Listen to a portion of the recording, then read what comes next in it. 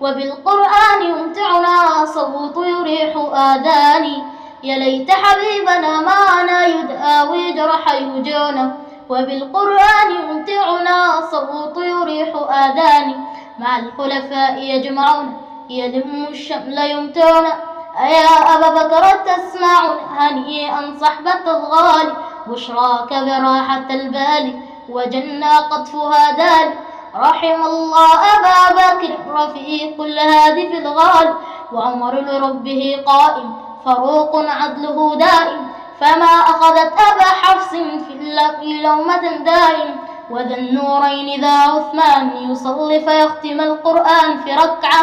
ما لها من ثأن وذاك البدر ليعادي، وعلي قدره عالي بصهر حبيبه الغالي. ويوم الحرب تعريف يرى الأعداء ليغالي. أنا نادى